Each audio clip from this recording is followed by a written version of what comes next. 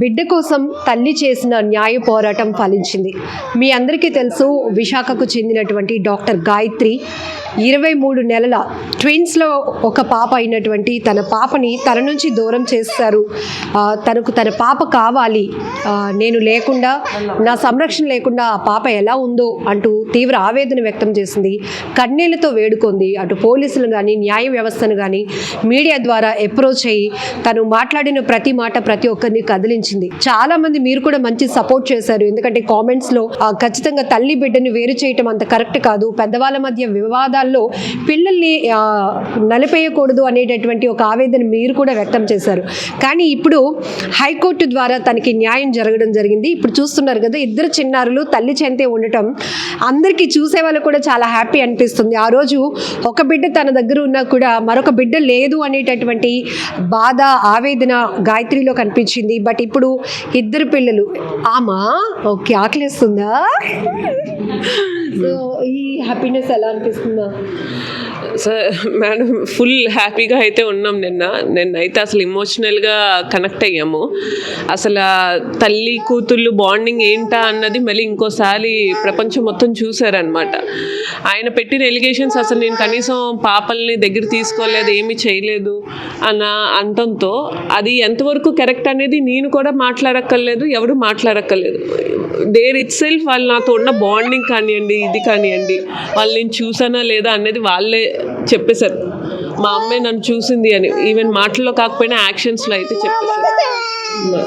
So ఒక్కసారి పిల్లలిద్దరిని చూస్తే అమ్మ ఆకలేస్తుంది అంటూ అది సైకిల్ చేసి చెప్తుంది. ఆ నోట్లో ఉన్న పీపాన్ని తీసి మరి. అంటే ఇంత చిన్న పిల్లలు తల్లి లేకుండా ఎలా ఉండగలరు? వాళ్ళకి ఏదైనా నీడ్ అయితే, వాళ్ళకి ఏదైనా అవసరం అయితే, ఆకలి వేసినా, ఏదైనా బాధ అయినా వాళ్ళు ఎవరికి చెప్పగలరు? తల్లికి తప్ప. ఇక్కడ చూస్తున్నారు కదా, జస్ట్ మనం మాట్లాడిస్తున్నాం కానీ ఇద్దరు పిల్లలతో తను ఒక టాస్క్ ఫేస్ చేస్తుంది ఒక తల్లిగా. అయినా కూడా ఇద్దరు పిల్లలు నా దగ్గరే ఉండాలి, ఇద్దరు పిల్లలకి నా అవసరం ఉందని తను ఎంత ఫైట్ చేసింది. ఇప్పుడు హైకోర్టు ఏం చెప్పింది? మీ వైఫ్ అండ్ హస్బెండ్ మధ్య డిస్ప్యూట్స్ కొనసాగుతున్నప్పటికీ కూడా పిల్లలిద్దరు మాత్రం మీ అండర్లోనే ఉండాలి. యాజ్ ఏ పేరెంట్ గా అతనికి రైట్స్ ఉన్నప్పటికీ కూడా ఆయన మీ దగ్గరికే వచ్చి పిల్లల్ని చూడాలని చెప్పారా? ఏం చెప్పారు? యాక్చువల్గా హైకోర్టు ఇచ్చిన ఆర్డర్స్ ప్రకారం అయితే వీళ్ళిద్దరు అయితే విడదీయకూడదు. దట్టు ఇంత చిన్న టెండర్ ఏజ్లో ఉన్నారు కాబట్టి వాళ్ళు ఖచ్చితంగా మదర్తోనే ఉండాలి, అమ్మాయిలు కాబట్టి. సో ఆయన కావాలంటే విజిటింగ్ అవర్స్ చూసుకుని విజిటింగ్గా తను వచ్చి పిల్లల దగ్గర ఎంత టైం అన్నా స్పెండ్ చేసి ఆ విజిటింగ్ అవర్స్లో వెళ్ళేలాగా వాళ్ళు నోటీస్ అయితే పాస్ చేశారు. నెల రోజులు అయిందా?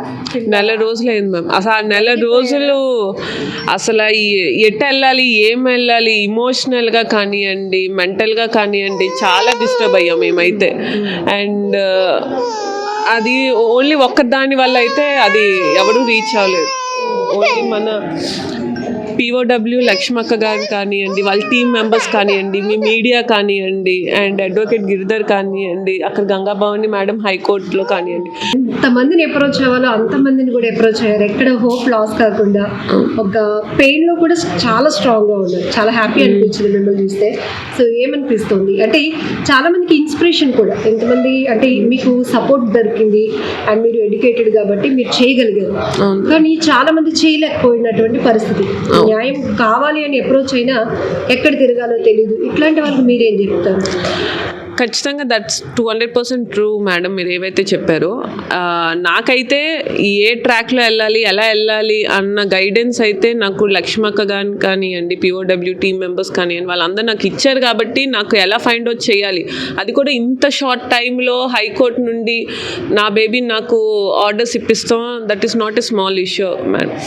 సో అది ఇప్పించి నా బేబీని ఇప్పుడు మీరే చూస్తున్నారు, నా ఎగురు ఉంటాం. ఓకే, వితిన్ 30 డేస్లో హైకోర్టు ఇచ్చిన ఆర్డర్స్ ప్రకారంగా. So I'm so happy. Even media కూడా చాలా సపోర్ట్ చేశారు. వాళ్ళు సపోర్ట్ కూడా నాకు లేకపోతే కూడా అయ్యేది కాదు. బికాస్ పొలిటికల్గా కానివ్వండి, వీళ్ళకి ఎవరికైతే రీచ్ అవ్వాలో వాళ్ళందరికి కానివ్వండి, డిపార్ట్మెంట్ వాళ్ళకి కానివ్వండి, వీళ్ళందరూ కూడా మీడియా అనేది నా ప్లాట్ఫామ్ అయ్యింది. సో మీడియా కానివ్వండి, everybody helped a lot. And నార్మల్గా అయితే నాకు ఇలా వెళ్ళాలి, ఈ హేబియస్ కార్పస్ పిటిషన్ కానివ్వండి, లేకపోతే ఇలా వెళ్తే బెటర్, నీకు లా ప్రకారంగా వస్తుంది అన్న విషయం కనుక నాకు తెలియకపోయి ఉంటే ఇంకా నేను స్టిల్ ఇక్కడికి అక్కడికి తిరుగుతూ ఇలాగా నేను ఫైండ్ అవుట్ చేయడానికి నా టైం అంతా అయిపోయింది. ఇప్పుడు ఇంత హ్యాపీగా మీ ముందు అయితే నేను ఉండేదాన్ని కాదు. ఇది ఫుల్ డబుల్ హ్యాపీ. కానీ పిల్లలకి అమ్మా నాన్న ఇద్దరు ప్రేమ కూడా అవసరం. ఈ విషయంలో ఏమైనా ఇద్దరికిద్దరు రియలైజ్ అవుతున్నారా, ఒకటి అవ్వాలి అనుకుంటారా ఏంటి అసలు? అంటే ఇప్పటి వరకు ఆయన చేసిన దానికైతే ఇప్పుడైతే నాకు ప్రెసెంట్ అయితే అనిపించట్లేదు. సో మేబీ ఫర్దర్గా ఏదైనా అనిపిస్తుందా ఏమో అని నేను ఆ విషయం పైన ఆలోచించాను. మెయిన్ నా ఫోకస్ అంతా ఇద్దరు పిల్లలు కలిసి వాళ్ళ ఎడ్యుకేషన్ కానివ్వండి, ఇది కానివ్వండి, వాళ్ళ భవిష్యత్తు కానివ్వండి, దానిపైనే నేను ఫోకస్ చేద్దాం అనుకుంటున్నాను ఫస్ట్ ఆఫ్ ఆల్. సో ఫర్దర్గా ఈ మీ ఇద్దరి కేసు మాత్రం మీ హస్బెండ్తో ఉన్న డిస్ప్యూట్స్ అనేవి నడుస్తాయి. బట్ మీ ఫైట్ ఇంతవరకు పాప వరకు కొనసాగింది కాబట్టి ఇది సక్సెస్ అయ్యింది. సో ఫైనలీ ఇది డాక్టర్ గాయత్రి చెంతకి ఇద్దరు కవల పిల్లలు ఒకే చోట ఉండటం చూసే వాళ్ళకే చాలా ముచ్చటగా అనిపిస్తోంది. బట్ ఆ పెయిన్ మాత్రం చాలా వర్ణనాతీతం. తల్లి బిడ్డను వేరు చేయడం అనేది అది ఎంత బాధాకరమైన విషయం అంటే, అందులోనూ నెలల పిల్లలు, వీళ్ళకేమీ పెద్దగా తెలియదు కూడా. సో ఎక్కడ ఉండాలి అన్న కూడా వీళ్ళు ఎవరో అనుకుంటారు. అమ్మ నాన్న ముందు వీళ్ళిద్దరే కదా బాగా వాళ్ళని హత్తుకొని ప్రేమగా సాకాల్సింది. అలాంటి పరిస్థితిలో ఇద్దరు ట్విన్స్లో ఒక పాపని తీసుకెళ్ళిపోవడంతో విలవిలలాడిపోయింది ఆ తల్లి.